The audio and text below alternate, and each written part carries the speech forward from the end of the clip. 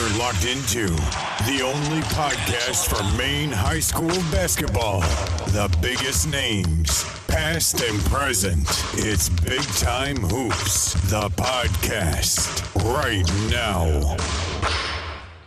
All right, ladies and gentlemen, welcome to another episode of Big Time Hoops, the podcast. And bringing in a big timer, former Mr. Basketball, current coach in Lake Region. We got Ryan Martin joining us tonight on Big Time Hoops.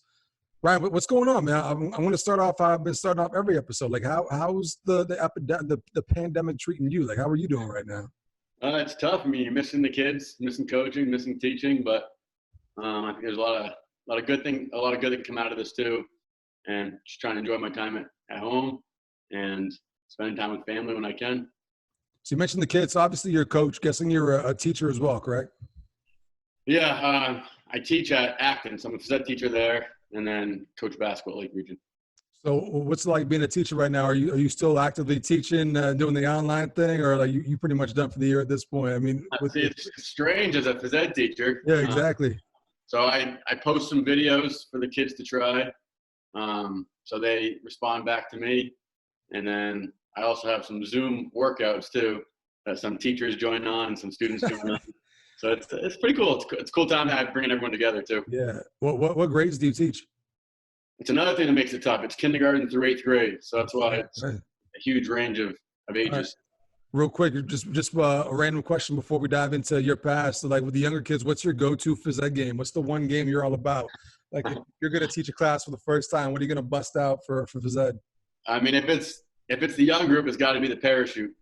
I mean, I think everyone growing up too, all my friends that I talk to too, all their elementary PE memories are all about the parachute. So absolutely, yeah. Now that you mentioned it, can't go wrong there.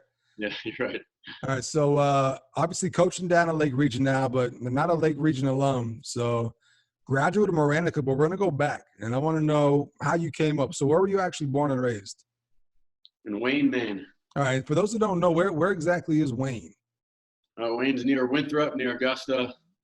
So I went to Maranacook High School in Reedfield. And Maranacook's made up of just like surrounding towns, right? It's kind of like one school for multiple towns. Correct. Yeah, it's a community school. 4 towns: Wayne, Manchester, Reedfield, and Mount Vernon. And then you grew up in Wayne itself. So what was it like coming up in Wayne? I'm guessing Wayne is probably a small town. It's probably a bunch of small towns that feed into one school. So yeah. What's your earliest recollections of basketball growing up in Wayne? Yeah, I mean, Wayne is actually the smallest of the 4 towns that go to Maranacook. Growing up in the town of Wayne, just a great town to be in. In the summer, there's a lot of tourists that come there. And yeah, growing up in Wayne, I had one of my neighbors ended up being one of my teammates in high school, Will Bardaglio. And he was one of the better players on our team. And just being able to play against him every day. And his cousin, Kevin Leary, who was a year older than us, he played on our team at Maranacook too. He then went on to play at UMF. So just being able to play with those guys every single day, I think just really made us better basketball players and really made us enjoy and love the game. Yeah, so how about the actual household? So do you come from a basketball family, or is it one of those things where you're just like the first one in the family to kind of get into it? No, my dad's a big basketball guy. Tough thing about my dad is he's only 5'3". So he didn't really go too far after high school. He played a little bit in college, but I think my dad just has that competitiveness, and he's just a natural athlete. And my mom too. My mom's a real good athlete, but in her day, the thing to do is be a cheerleader. So she talks about regretting that all the time, how she didn't play basketball in high school, but I mean, she could have been a good basketball player too.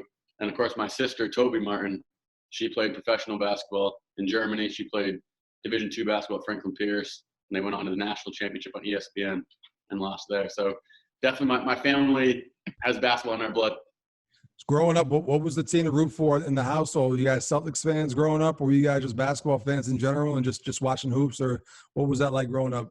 Yeah, my dad, I think, was always a New England sports fan. So if you did anything other than root against the Celtics, then you would be happy with that. So we always followed the Celtics. But like you said, we're just a basketball family. So anytime a big basketball game was on, we'd be watching.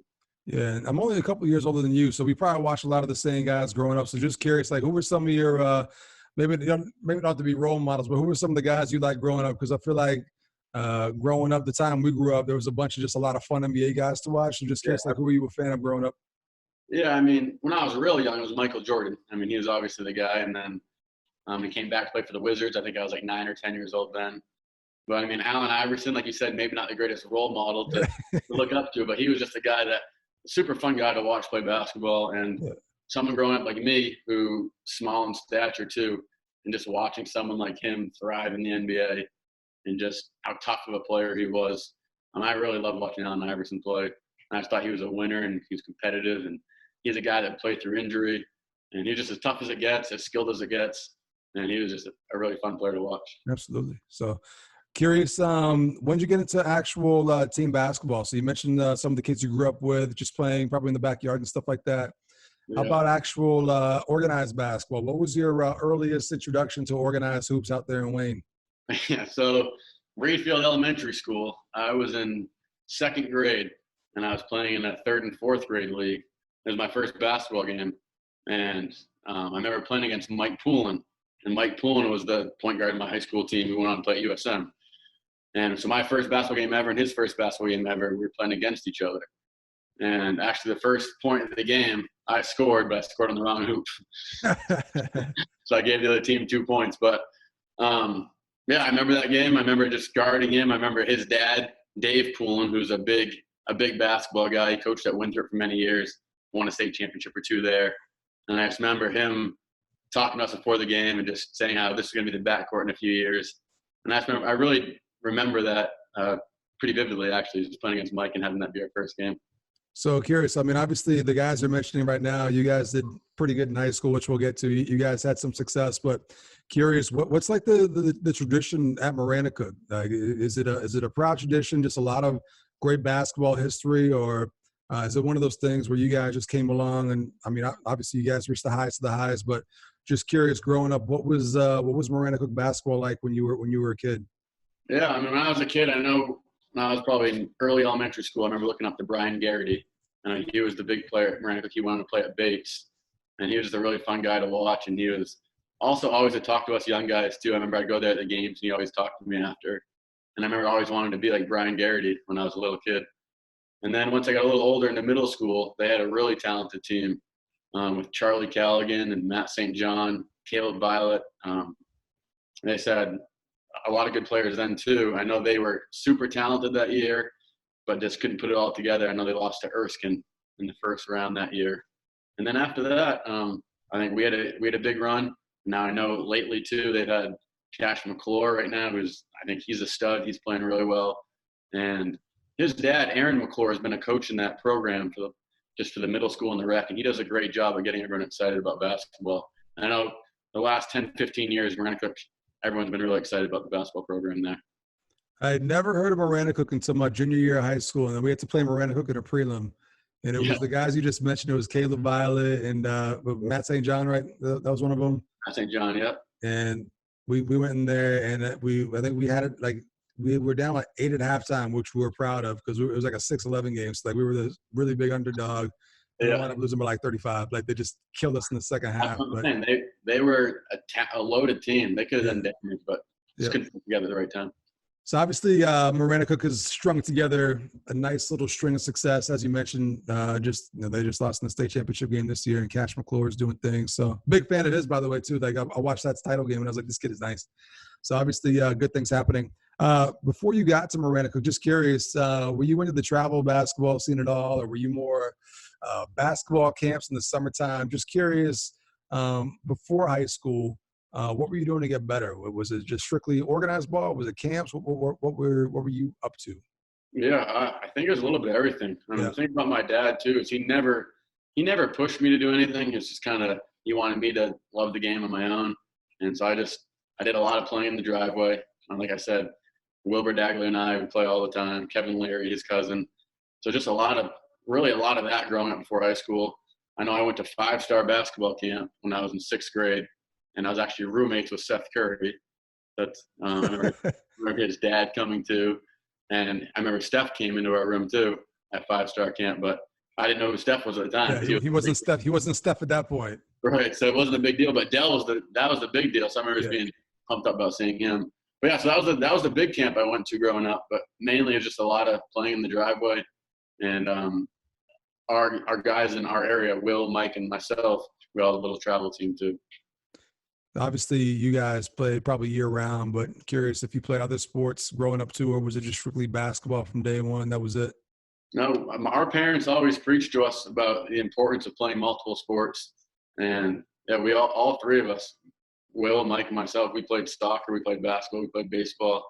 And I mean, obviously there are times where you run into conflicts where I know in high school, we're trying to play baseball, high school baseball, then playing AAU basketball. So there were times we'd leave right after a baseball game to drive to an AAU basketball game.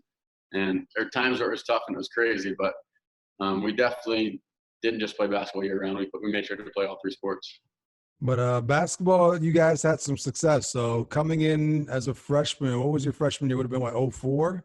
05, my freshman year. 05. So the guys we talked about that I played against when we got smacked by in the prelim game, those guys probably all would have been gone by the time you got there your freshman year, right? Yeah, they were seniors when I was in 8th grade, so they left when I was coming in as a freshman. So a bunch of talent leaves, you come in as a freshman. What's the current state of Maranacook basketball? Obviously, some really talented teams. Was there some upperclassmen there to kind of sustain that success? Or was it kind of like a rebuild when you got there as a freshman? Yeah, I think going in, everyone was thinking it was going to be a rebuild year because of the guys that they lost the year before.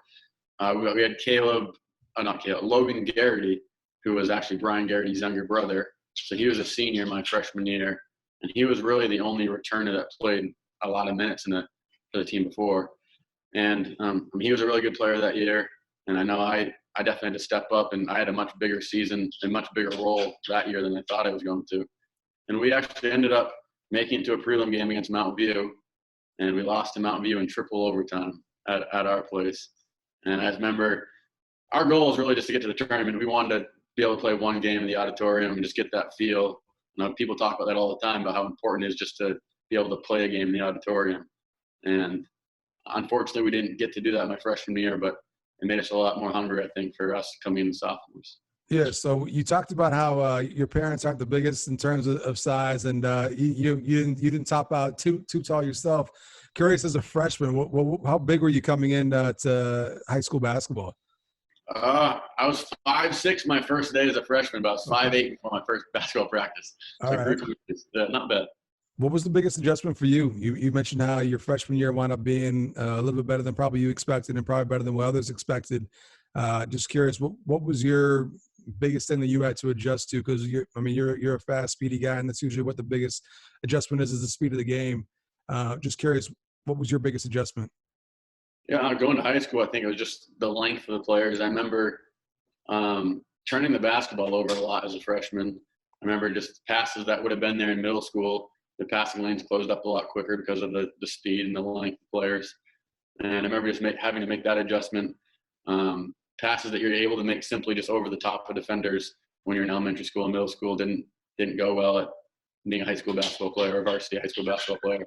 So it was mainly just making adjustments to those things and taking care of the basketball.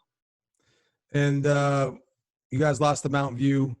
Looking back on it though, like what was you mentioned like the adjustments you had to make, but what was like your first like, oh wow moment? Could have been a player you're going up against, or like an environment, a team, an opposing gym you were in. Do you have like that moment that kind of stood out, like as your introduction to Maine high school basketball? I remember playing at Camden Hills. It was my second game as a varsity player, and I remember Will Horn was the guy that was guarding me. He was a senior and I was a freshman, and I just remember them being a really good team. I remember the atmosphere at Camden was crazy. The gym was packed, and I remember just not being able to score like I was used to. I remember getting frustrated not being able to score, and it was hard for me to get open. I remember he was just doing a great job denying me the basketball, and there were just things that I wasn't used to. I wasn't used to the physicality. I wasn't used to that pressure and just the speed of the game. You played Camden at a time when Camden was probably the program and team at the time for Class B basketball. I mean, they were just pumping out state championships and great players left and right. So tough just to go play there, let alone your second game as a freshman. So exactly, they went on to be state 05. They were state champs, I believe, too. So you mentioned playing Camden. Just curious, for those that aren't familiar, Wayne, Maine, and Maranacook kind of located centrally in the state. What was the schedule like? Who were you guys playing? Who was on the actual schedule for you guys? Would have been Class B, right? Class B basketball at the time. Yeah, KVAC Class B. We played Camden, we played Lincoln Academy, played Mount View, played Oak Hill, played Gardner, Madomic Valley. So those are the type of teams that we played. So not a very easy schedule. I mean, a lot of the teams you named, like those are usually year in and year out, or especially at that time, like you were going up against some very talented kids that were at those schools at that time. Yeah, there were. I mean, I remember the Peasley. I don't know if you remember the Peasley twins. They played at Lincoln Academy. They were both guards. They were a great duo at Lincoln Academy. Matt McKenzie at Madomic Valley. He was a great player there. So yeah, it's Kyle Stilfen and Sean McNally at Gardner. So there's a lot of big names and a lot of good players that came out of KVCB. Yeah, a lot of big guys. You mentioned McNally and McKenzie and guys like that, but you guys weren't known for size. You guys were a small, speedy bunch. So coming into your sophomore year, obviously you got that experience as a freshman. Maybe did a little bit better than you had expected. Maybe better than what others had expected. Sophomore year, things turned out a little bit better for you guys. Just kind of explain the journey your sophomore year. Yeah, I think a lot of that had to do with just how hungry we were, and especially us, our group of sophomores, and how much we played in the summer together, and just how much we competed and how much we all just hated to lose. And in our sophomore year, we went 17-1, I think. We lost one game.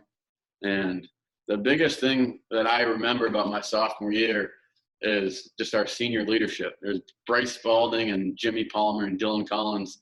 They were three seniors on our team that were okay with all the glory going to Mike, Will, and myself. So I think that is one of the hardest things for high school kids to do, especially 16, 17-year-old kids to do, is to allow someone younger than you to get all the glory. And especially them, too, who had been there longer than us, and they probably thought it was their time. But them just stepping aside and understanding their role for the betterment of the team was really what I remember about my sophomore year. And it just made Mike, Will, and myself just able to play our game too, and it made our team as good as we could be. So, well, what was the style of play? What kind of game were you guys playing? Obviously, you guys were a bunch of speedy, quick guards. How did Maranacook play at that time? Yeah, we had a lot of freedom. Coach Rob Schmidt gave us a lot of freedom. And that's how we played growing up too, with Mike's dad, like I mentioned earlier, Dave Pullen. We played travel basketball with him. And so we played the same way. We did a run and jump defense, full court pressure, and the first good shot we saw, we'd take. And kind of our strategy was that we wanted the game to go up and down. We wanted as many possessions as possible because I think we thought we were a talented team and a more talented team than any other team that we'd see. So we wanted as many possessions in a game as possible. So you mentioned going 17-1 in the regular year. Goal of yours your freshman year was to get to Bangor, just get that experience. You guys didn't get that your freshman year. So your first time in the auditorium would have been that sophomore year. I'm guessing you guys probably won as the 1 seed, right? Yep, we were the 1 seed. Your first impressions of the Bangor Auditorium as a player, and I'm just curious as well, like, had you been to the auditorium before as a fan to watch games growing up, or was your first game in the auditorium your first time there? Just curious. Oh no, I've been there a lot growing up. I mean, my dad is he's from Aroostook County, so he'd always just like talked about the Bangor Auditorium all the time, and so he'd bring me there as a kid quite a bit. But my first time playing there was my sophomore year, and we played against Maranacook, who had Derek Libby on their team at the time, who was a real good player. Yep. And I remember everyone telling us too that they weren't a typical 8 seed, and it was going to be a tough game and a tough draw for us. And it was a real tight game all the way to the fourth quarter. I think we ended up winning by 12 or 15 points, but that was a really hard first round draw for us. But sometimes if you can just get by that first game, and I think it tends to get easier after that, which is a strange thing to think. But that first game always seems to be so tough at the auditorium. And your first impressions of the auditorium being on the floor, looking up, I mean, it's one of those things where if you're a kid and you kind of go to games, you look forward to one day being there. Just curious what you thought first time being on the floor itself. Yeah, I mean, that's exactly it. As a kid, you dream of playing in front of as many people as possible, and they're not something I always wanted to do. So for me, it was just trying to take advantage of the moment. And I remember enjoying it. I remember just thriving. I couldn't wait for that moment to play in front of that many people. And just the feeling of it, the Bangor Auditorium too, just the bleachers go straight up too. So it feels like the crowd is right on top of you, yeah. which was a pretty cool feeling. Real quick, I got to find out. You said your dad's from the county. Where in the county is your dad from? From Van Buren. Van Buren, okay, that's right next door. I'm from Fort Kent, so it's like 30 miles away. So St. John Valley. I like that. My dad, he went to UMFK. That's where he played basketball. Oh, me too. Alma mater right there. That's what I'm talking about. I like that. Got to show love to the county when I can and back home. So obviously a little bit of a tougher game than maybe you had expected. Your first game there, sophomore year. What about the next two games to get to the state game? Did you guys just kind of run through the competition from there? Or was it some more battles? Yeah, I mean, our semifinal game my sophomore year was against Madomic Valley. So a team that we'd played a couple times in the regular season. But again, I remember the story of that game was everyone telling us how hard it is to beat a team 3 times in a row. And so I know playing against Madomic Valley was another battle. I think we ended up winning that game by 15 or 20 points. But I know the score, it was a lot closer than the score shows. And our Eastern Conference, or the Eastern Maine final, was against Presque Isle. They were the number 2 seed. So some big names there with Greg Whitaker, Chris Coffin, and McGlynn. So they had 3 really good players in their team. And although we were the 1 seed, it just felt like they were the favorite team, and they were the team that was expected to win because they had 3 seniors. We were 3 sophomores. Our main guys were sophomores. Their main guys were seniors, and they had the experience. They'd been there before, and they had a lead on us. I know they're up by about 8 or 9 points in the third quarter, and this is when I think our senior leadership came to play, because I remember Jimmy Palmer just getting the team together when we easily could have folded, but our senior leadership kept us in the game, and then we took over at the end. We ended up beating them and then going on to beat Mountain Valley in the state championship. Shout out to Presque Isle. That's the team that got me out my senior year. I lost to those guys at the Odditorium my senior year. They were good. They were a tough bunch of guys right there. Definitely were. So who'd you beat in the state game again? You said Mountain Valley? Yeah, so Mountain Valley, and that was Andy Shorey. He was on that team. Yeah, that was a good team. DJ Garish played at UMF. He was on that team too. So yeah, Mountain Valley was a real good team. And I remember Wilbur Daglio really stepped up that game. I mean, they did a good job defending me. And I think Will had 20 or 25 points, hit a few threes. And he was just a real big-time player, big-time shooter. So not a bad way to end your sophomore year. I mean, you got to be feeling good about the future. But one thing I didn't know, I went back and I did some reading a little while back, and I didn't realize you were all-state. I think Bangor Daily News all-state first team your sophomore year, right? Yeah. And what I remember about that, too, is just the list of guys. And it was Carlos Strong and Bryant Barr, Jordan Cook. It was me and then one other player. So it was just all guys that I looked up to growing up. So I remember it felt good being on the list. Not a bad list to be on right there. Absolutely. Yeah. So, I mean, obviously you mentioned your 3 best players were sophomores. You guys are coming off a state championship, and thinking you guys got to be thinking at that point, we're going to win the next 2 after this and just go 3 in a row. Yeah. I think as kids, as 15, 16-year-olds, that's just what you expect is going to happen. And I mean, I remember too, a junior in our team on the bus ride home after winning the state championship, he was a player that he wasn't happy on the ride home. And I remember I didn't understand why he wasn't happy. We just won a state championship, and he wasn't happy because he didn't play well. But then he told me, he's like, I'll enjoy the state championship next year, and I'm a senior. And that was just like the attitude of the kids, is that we just thought it'd be no problem. We'd be able to win another state championship, or at least some of us that was our thought process. And it definitely isn't like that. I think you win one, but the second one's even harder. Yeah. And I know you hear guys in the NBA who win a championship, they say the second one was sweeter than the first one, the third one was sweeter than the second one. So it just gets harder and harder every time, which makes it feel better and better when you do accomplish that goal. So yeah, my junior year, we got upset in the first round. We were undefeated throughout the season, but MCI beat us in the first round. Was it a 1-8 matchup? 1-8 matchup. Yeah. Oh, okay. So what was the final score? Or how close was it? Do you remember? Yeah, it was close. It was super low scoring. Wilbur Daglio was out with mono. He was sick, so he didn't play. And then Mike Poulin was in foul trouble. I know he got 3 fouls in the first few minutes of the game. So we were definitely shorthanded. The score it was low scoring. It was like 48-42. That's not the way you guys played right there. And no, for us, I mean, we were averaging 75 points a game. So for us, that was not the style we wanted to play. And MCI did a great job, though. They had a good game plan to stop us, and they executed it. So I'm curious if after winning your sophomore year going into your junior year, how hard you attacked that offseason versus maybe how hard you attacked your junior season going into your senior season.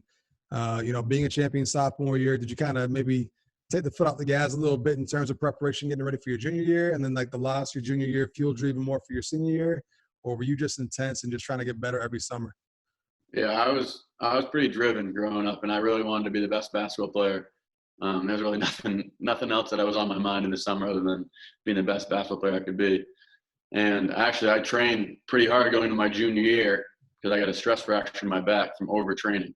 So I couldn't play soccer my junior year because of a stress fracture. I had to wear a back brace actually for the first few games as a junior for basketball. So there definitely wasn't any.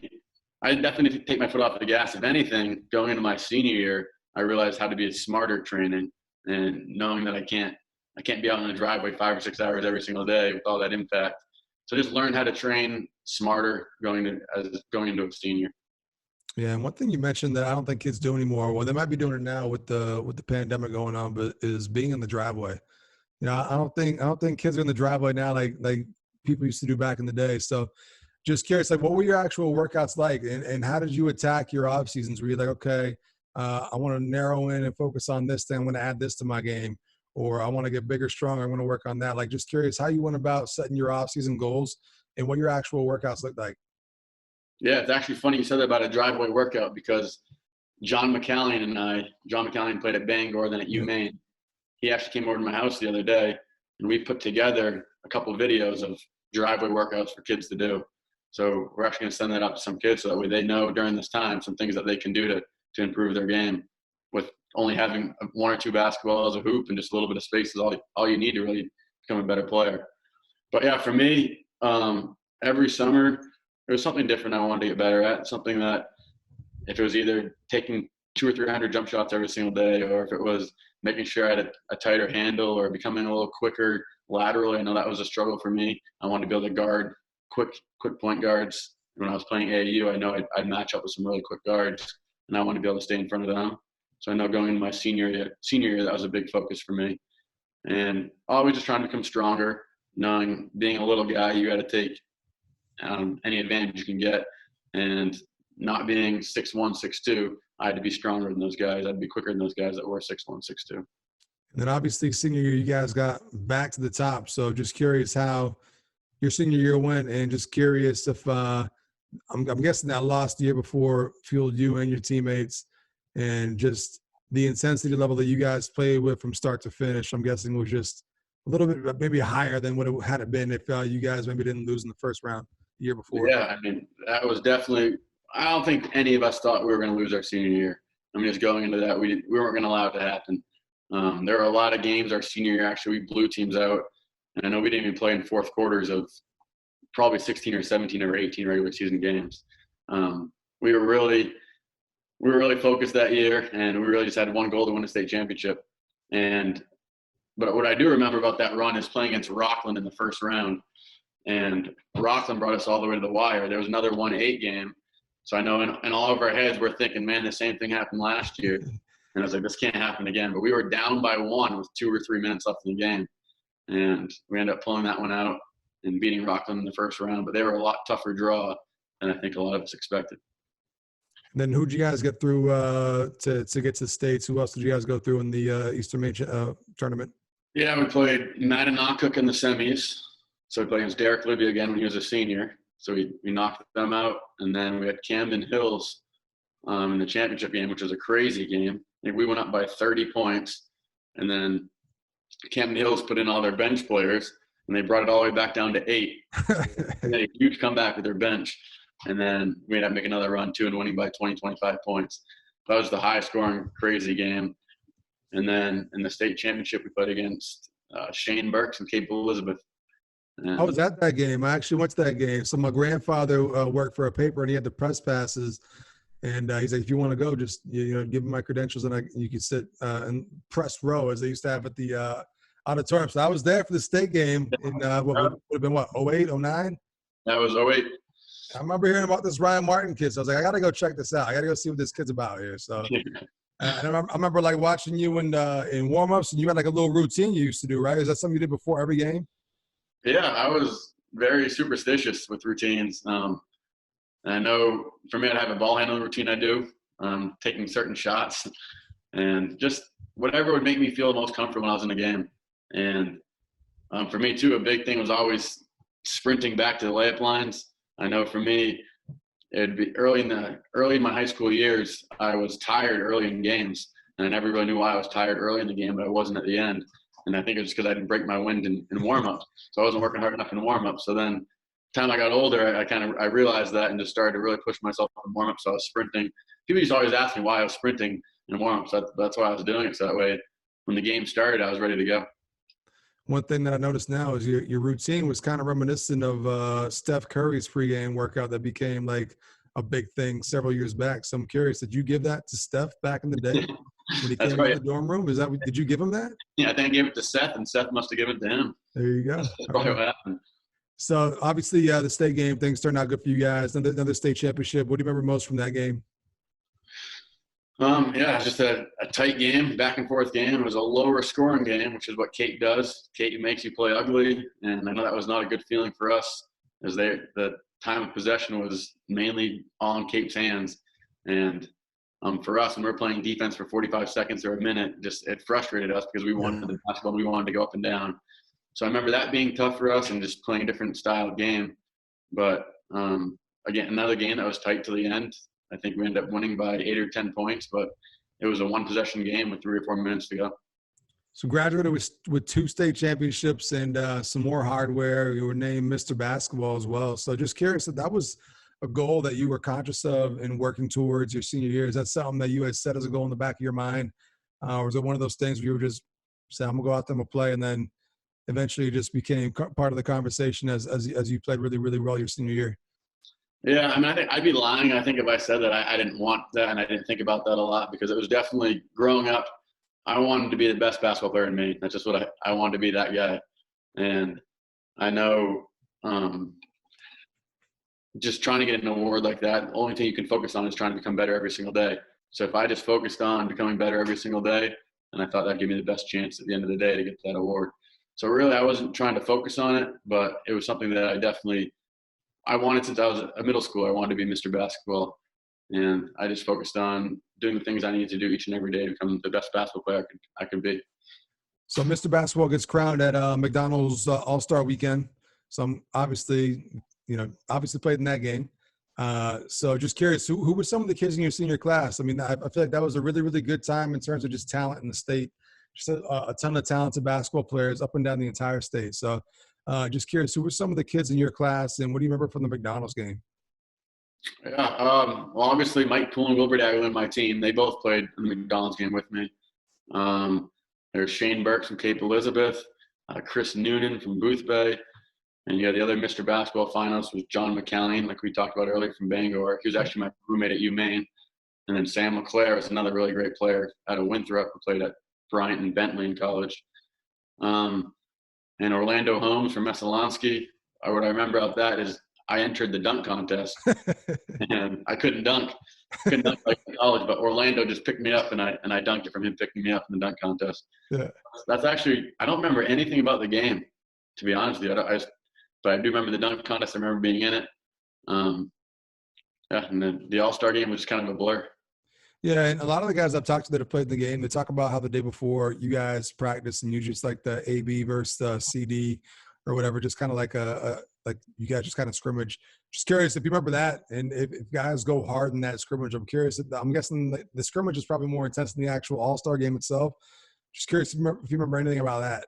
Yeah, I do actually. I do, because we were at UMaine, because I remember that's where I wanted to go to school. So I remember we were at the rec center, and that's where we practiced. Because I remember meeting Kyle Corrigan there too, and so some guys like that. It was good to compete against them. And I know for me, just being a competitive guy, I definitely went hard in practice, and I wanted to show everyone there that I was the best player. Because there are people out there that probably didn't think I deserved Mr. Basketball. It's just the way it is, or maybe there wasn't. But to me, I wanted to make sure everyone knew that there was no doubt about it, that I deserved it. So any chance I could get to prove all those people wrong, or to prove those people right, I want to take advantage of that opportunity. And anytime you get a chance to play against the best players in the state, I think that's what all competitors would want to do. Absolutely. So you mentioned wanted to go to UMaine. That's a school you wanted to go to. Just curious what your recruitment process was like. How early did school start reaching out to you?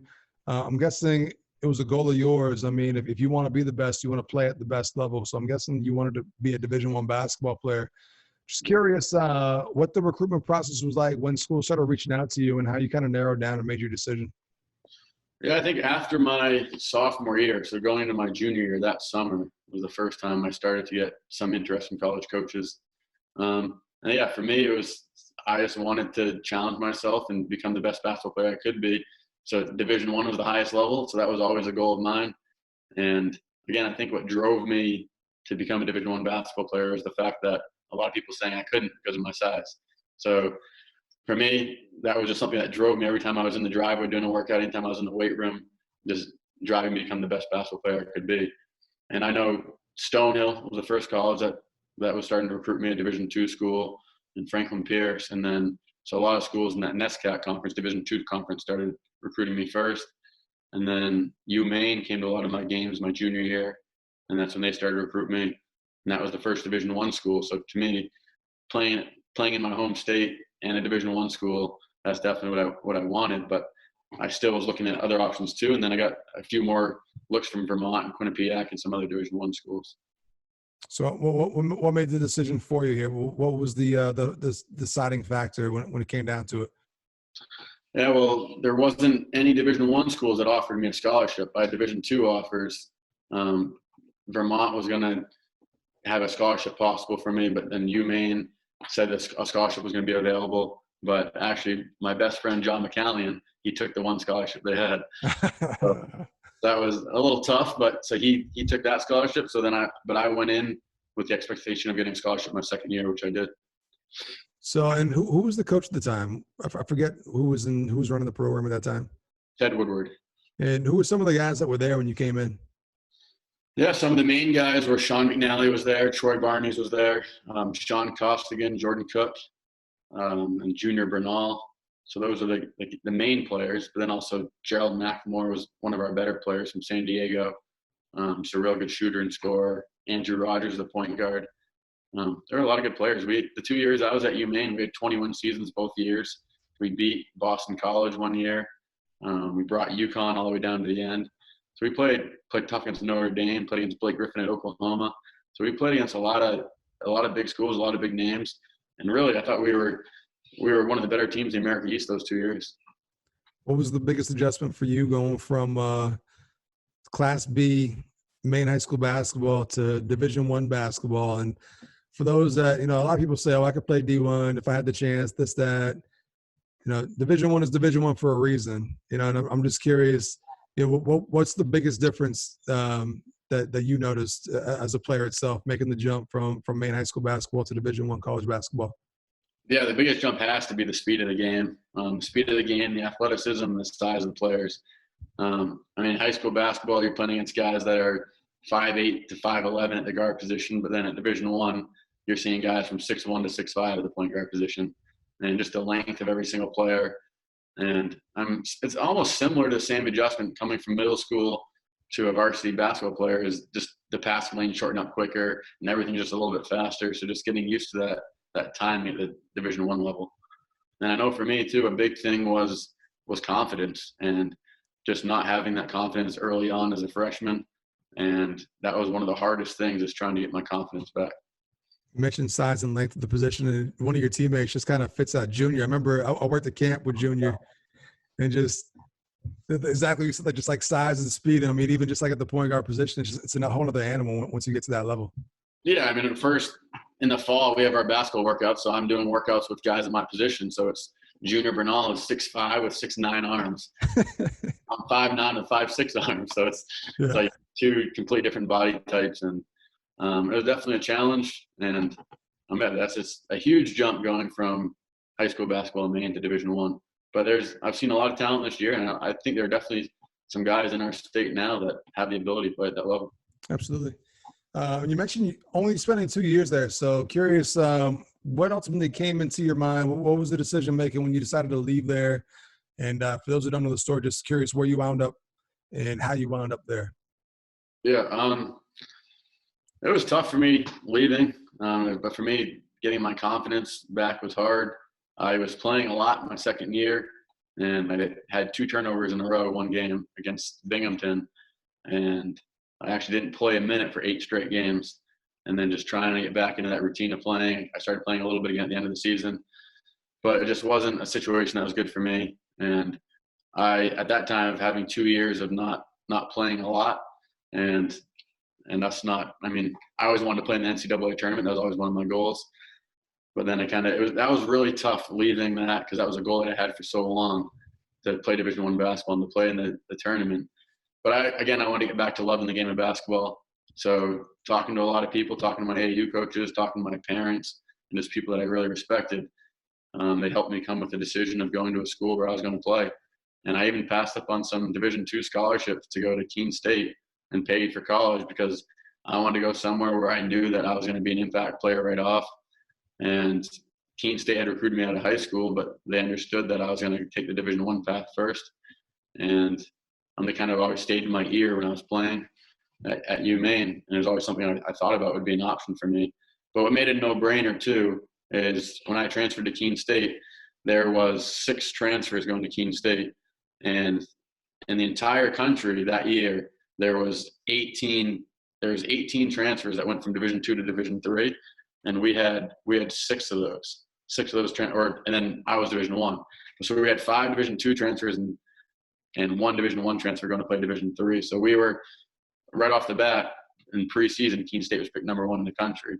So just like a no-brainer for me to go there and for me to be an impact player and for me to go there and hopefully win. Yeah, so you mentioned one of the things was confidence was something that you had to kind of get back after a couple of years playing at D1. Just curious, did it come back quickly once you got to Keene State, or was it one of those things where you had to kind of work through it? Just curious what your adjustment was like once you got there, and curious how it played out for you guys. Yeah, it actually was a bigger adjustment than I thought. I think just not really getting that rhythm of playing a lot of games for a couple of years. I mean, I played in spurts at Maine, but it was never a time where I was in the game for 6, 7, 8 minutes at a time. And at Keene State, I was asked to play almost a full game. So it was an adjustment that I had to make, and it was a harder adjustment than I had pictured. But at Keene State, I think we underachieved. We had a bunch of talent, but this is where I really learned just the importance of team chemistry and the importance of everyone understanding their roles on a team, because we had a lot of guys that wanted to be the scorer, and we had the most talent in the country, but we just couldn't put it together to win basketball games. And I think the physical piece was there, but the mental toughness was not there. So it was just definitely some things that are tough looking back at, knowing how good we could have been. But the positive I take out of that is definitely helped me as a coach and realize coaching, how important it is to have those guys on your team that are going to be the guys that are going to dive on the floor and get a loose ball for you to get an extra possession for you. Or a guy like this year, Ethan McMurray on my team at Lake Region, probably a guy that not too many people have heard of, but he was a guy that played 30 minutes a game for us because he just shut down the other team's best player every single game. And just having guys that understand their role, I think, is so crucial to how good a team can be. And for us, like we had all the talent in the world, but just didn't have guys wanting to do their roles. So another thing you can speak to as well is, you hear a lot of kids saying, "Oh, I can go D1 if I had the chance, if I had the opportunity," but they don't understand like how much of a monster D1 is and what it takes to get there. And I think another thing a lot of kids will say is they'll brush off if you say you went to a D3 school or you're looking at a D3 school. For kids that are quick to brush that off, you played at a team that was preseason ranked number 1. Just talk about the competitive nature of D3 hoops, especially up here in New England. There's a ton of talented schools. Like, just speak to that. Just curious, like the guys you played against and some of the teams you guys went up against. Yeah, Division III basketball, every player in Division III basketball, they were still the best player in the high school team. I think a lot of kids don't realize that. And, I mean, out of Maine, I think there's maybe 15, 20 players a year that can play college basketball. And so you have to be one of the best players in the state to play college basketball. It's that hard. And there's just a lot of great players in the country. And, Keene State was in the Little East Conference, which is ranked as the second best conference in the country for Division III. So we played against USM. USM was actually a bottom team in our conference, but when they played out of conference games, they actually would usually win those. They'd beat the Hussins and the UMS, but then coming to the Little East Conference, they'd struggle because of how good those Division III teams were in Boston and New Hampshire and New York. And there's just a lot of talent out there that sometimes kids don't realize, but if they don't go out and see it and they don't go out and play against it, then really why should they know that? Exactly. So curious, obviously you're coaching now, but wondering what you did after college, coaching now. Was that something you knew you always wanted to do? Or was it something that just later on down the road, you're like, I feel like I want to get back into basketball? And also just wondering what you did right after college as well. Yeah, I always wanted to play basketball as long as I could. So the first thing I wanted to do is I wanted to play professional basketball. So after college, I went to a couple combines. I didn't want to go to Europe. I wanted to play in the NBL of Canada. That was always my goal. Just it seemed like a league that was very competitive, and it was a league that was somewhat close to home, where some people could come to see me play if they wanted to, and I could stay in touch with my family a little bit better that way too. So I went to a couple combines, and then I got invited to go to the draft. And the draft was one of the coolest experiences I've had in basketball. And just 350 players were at two different tryouts, so a total of 700 players fighting for 30 draft spots. And I remember when they picked the 50 names, so 50 players got picked to go to it was a Friday, Saturday, Sunday, and the draft was on a Monday night. So 50 of those 700 players got picked to go to the draft. And then I remember just seeing the board before the draft too, and seeing all the names of players that and the schools they went to. And I remember being the only Division III name on there. And so it was just me thinking, like, am I really going to get drafted? Is there a chance of me getting drafted? But then I got picked in the second round. I got drafted 19th, and I played for the Prince Edward Island Storm, and then got traded to play for the Brampton A's, another team in Canada. So I did that for 2 years, and then I played 1 year in the PBL with the Providence Sky Chiefs. But yeah, I knew then I had hip surgery in my hip, so that's what ended my basketball career. But I always knew that once my career did end, that I wanted to get into coaching. And high school coaching was always the level I wanted to get into too, because I knew I wanted to be a teacher as well. And I mean, I've coached now for 3 years, 2 years at Sanford, and this is my first year at Lake Region. And I just really enjoyed every aspect of coaching. Shout out to PEI real quick too. For those that don't ever get to Canada, what a beautiful little place right there. Red Sand and PEI, that was a really cool place. There you go. How many teams were in that league anyway? I'm just curious. Is it mostly Eastern Canada? Yeah, so there were eight teams in that league. When I played, there are 10 teams now. Yeah, there's a team in Moncton, yeah, Miracles, Quebec City, I think, had a team. Just Brampton, Ontario. A lot of teams in Ontario. That's where 4 or 5 of the teams are in Ontario. You guys drive by bus for all those games? Yeah, we drove. Yeah, we had a team bus. Canada's a big place too. Those are some long bus rides, I'm guessing, right there. Oh yeah, there was one bus ride, a 24-hour bus ride. So just we lived in that thing. No doubt. So you mentioned coach of Lake Region now, spent a couple of years at Sanford as well. What's been the biggest adjustment for you as coaching? Obviously, when you're a player, you have a little bit more control on the outcome of the game. You actually are hands-on and in the game. Just wondering, what's been the biggest adjustment for you being on the sidelines and, only being able to control so much? Your players still got to go out there and play. What's been the toughest part or biggest adjustment for you? Yeah, that's hard. As a player, I think I was unique in the sense of just how hard I worked as a player. I guess I just wanted it so bad to be a great player, and I was really passionate about basketball. And other kids are passionate about other things that I just wasn't passionate about. Yeah. I think for me that the first step was understanding that not every player was going to have the same love of the game that I did when I was growing up. And there wasn't any point in me getting frustrated in that, because there's nothing you can do about that. Some players are going to love it more than others, and that's just the way it is. And for a coach, I think it's super important to coach every kid differently, because every kid is different. So that was one of the challenges for me, first starting. And I think it's important for practice to be fun, practice to be competitive. And a big thing that I think a lot of old school coaches do is they really want players to say yes, coach, to everything they teach them. But I think as the more you learn, and the more things I've learned of being a successful coach, is you really want players to test you too. And you want players to tell you what they believe and what they think. And if they don't understand why they're doing something, you expect them to talk to you respectfully about that. And I know there's a lot of things that I've learned from my players in 3 years of coaching too, simply just because allowing them to have those conversations with me too. Just curious. I mean, you mentioned that the hip injury is what kind of ended your playing career. But right now, if your kids are getting out of line and they're talking a lot of shit, can you still get out there and put them in their place? Can you still show them why you were Mr. Basketball, or is it completely over for you in terms of hooping it up at all right now? Yeah, you can ask my Lake Region players about that. There's a few times this year where we play one-on-one. So sometimes I still lace up the sneakers. I like it. So before we get up out of here, this is the time of the show where we just get random. I'm just going to ask you a bunch of random questions, and we'll see what we can come up with answers before we get up out of here. So my first question, who was the first player that just gave you the business in high school basketball? Who was the first guy that you matched up against that just gave you work? Looking back, like, oh, shit, like this guy he got the best of me tonight. Oh, man, it was Mancini from Falmouth. Is it Stefano? Yeah, I don't remember the first name. I know the last name, though, but yeah. He was a guy, no name. Like, at the time, he was a no-name guy because I was a year or two older than him. I think maybe just a year older than him. But I was playing against him in a fall basketball game. And I remember him hitting 2 or 3 threes on me in a row. And then he started talking a little smack. I didn't know who this kid was. I just remember being like, oh, I didn't like that at all. But he made a couple good moves on me, took a couple shots right over the top of me. And, yeah, he played well.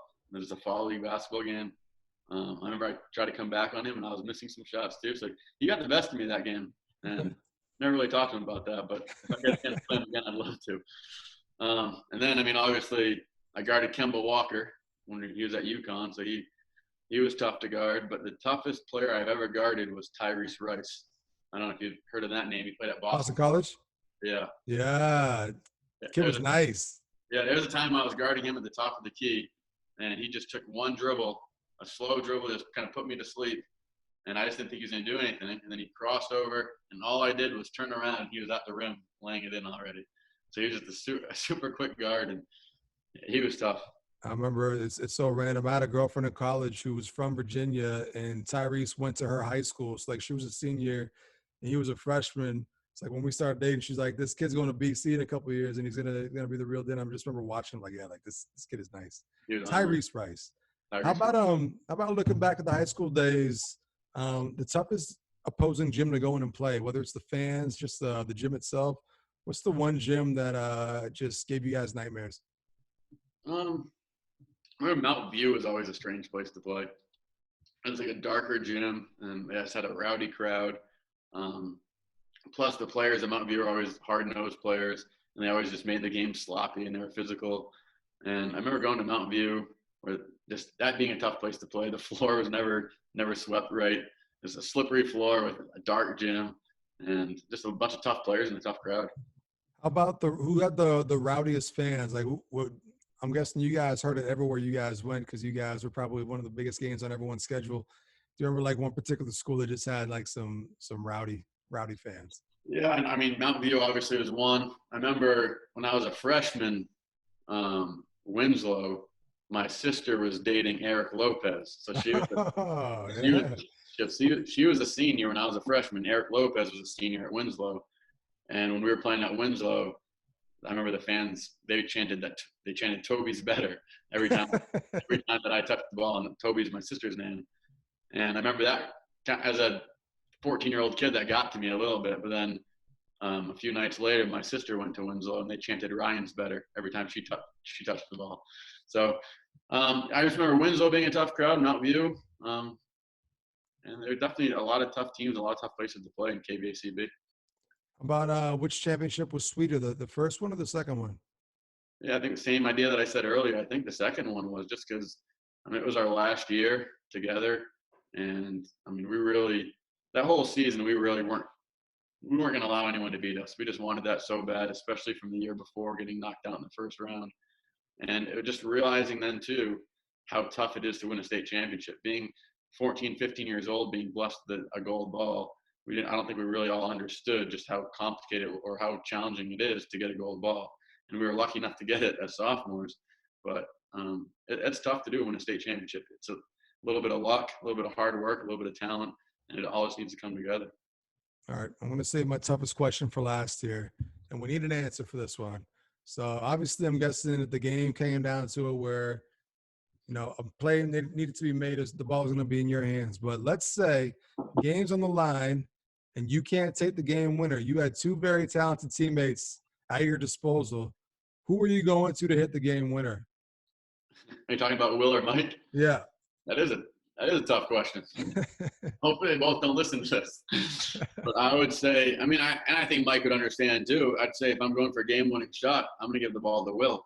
But with that said, a guy that, does more in the basketball court, I think, is Mike. Mike is just an overall great basketball player who defends, doesn't turn the basketball over, a great pass-first point guard. And the thing about Mike too is he can score too, but people don't really know that just because he does those other things for us. But if it's a shot, the ball's going to Will. Okay. Now we'll do one more. Just keep it going here. Looking back on it, all your basketball days, what's the moment that stands out the most? Obviously, it doesn't need to be like your proudest one, but just like the moment you look back at, like if you got to tell a story, because you got a bunch you could pull up from playing professionally in Canada to being at Maine. You mentioned Blake Griffin, Kemba Walker, some guys you guys went up against, 2 state championships in high school, a Mr. Basketball award. What if you got to tell a story, someone says, tell me a basketball story, what's the one thing you're going to look back at? Yeah, well, the best feeling to me is definitely winning those state championships, just because it's a team thing, and just all the hard work that you put together with your friends since you were 5 or 6 years old, and being able to hold that gold ball together as seniors. I think that's the best feeling because you did it with the team. But if we're talking a best story, I think that the story that I always tell my friends is before we played against Oklahoma. Oklahoma, they were in the locker room to the left side, we were in the locker room to the right side. So they all kind of like filed in the aisle before us, and we're all standing behind them. And Blake Griffin's brother, Taylor Griffin, was next to Blake Griffin before the game started, before we went out for warm-ups. And he was holding on to Blake Griffin's warm-up jersey. And Blake Griffin was running in place and just like screaming at the top of his lungs.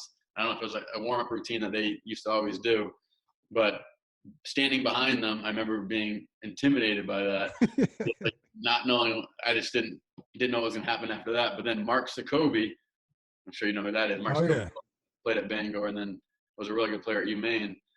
He took my hand without me knowing. He took my hand and he placed it on the back of his warm-up jersey, and he started doing the same thing that Blake was doing. And I remember Blake and Taylor just both whipped their heads around and looked at both of us. And I thought they were going to come back and try to fight us. But I remember that was a scary moment before playing against Oklahoma. Yeah, I'm pretty sure that you guys made the ESPN highlights that night, but not for the right reasons. I know, yeah. I remember, that night we watched, I think it was 3 of the top 10 were Blake Griffin knocking us out. Yeah, that's the one thing I remember. I think it's on YouTube too. Not to shit on Maine or the guys that were there, but go check it out. It's good stuff. Blake was a monster in college. There's no shame in it, And actually, we were a good team those 2 years too. So no shame at all. So before we get up out of here, I always give the guest a chance to take the floor. If there's anything you want to say, any news you want to break, I'm all about it on big time. But if not, whatever you want to say before we get up out of here, I'm going to give you the floor to say one final piece here. Oh, well, thanks for having me on here. I've really enjoyed watching basketball the last few years, being a coach and seeing some great players. I know a lot of players, I think, want to become great basketball players so badly. And some of them, I think every player just has different things to focus on. Some players, I think, need to just take a step back and realize that they're playing the game for fun. And becoming a better basketball player doesn't always have to just be work, and it doesn't have to be the grind all the time, but they have to actually enjoy the process. And that's one thing that Kobe Bryant used to always say is about how he became a great basketball player, because he enjoyed the grind, he enjoyed the process. And becoming a better basketball player, it's not easy. It doesn't just go like that all the time. There's ups and downs, and just the great players are the ones who stick through the downs, and they keep fighting, they keep trying to get better. But at the end of the day, just enjoying the process, enjoying every moment. Absolutely. I'm 33, and like if I want to have a good workout, I just go in the gym and I get shots up still today. Like that's the way to do it. Basketball should be fun, and it still is. Exactly. Enjoy the game. Absolutely. So thank you to Ryan for coming through here. It's a guy I had circled for a while here, and I'm glad he did it. So thank you for coming through and doing this. Make sure everyone's going and checking out all the previous episodes on YouTube for the video podcast, audio podcast on Apple Podcasts, Spotify, Google Play. We're all over the place, so check those out. And we'll see you next time with another big episode of Big Time Hoops, the podcast. Thank you.